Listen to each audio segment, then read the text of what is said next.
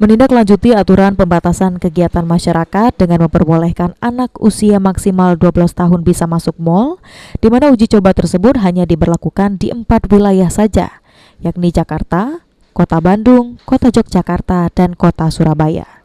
Sedangkan Kota Palembang ternyata lebih dahulu telah menerapkan ketentuan tersebut dengan memperketat protokol kesehatan yang ada dan pembatasan pengunjung hingga 50%.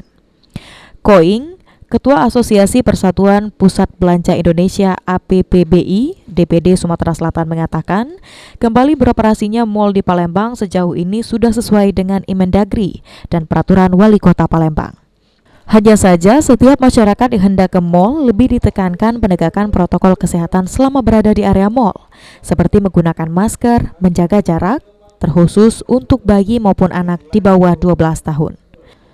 Juga turut dianjurkan untuk menggunakan masker dan tetap menaati prokes sesuai dalam pengawasan orang tua maupun dalam pengawasan pihak mal. 12 tahun sampai sekarang ini untuk di Sumatera atau di Palembang tidak diatur, jadi masih diperkenankan, tidak dilarang. Tapi by the way di Jakarta pun sudah diperkenankan kok untuk boleh masuk.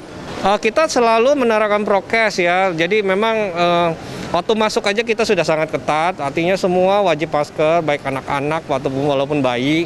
Kami wajibkan tetap harus masker, kemudian cek suhu udah pasti, kemudian kalau kita lihat gejalanya juga kurang sehat, kita lebih bagus menyarankan mereka untuk balik pulang ya, artinya.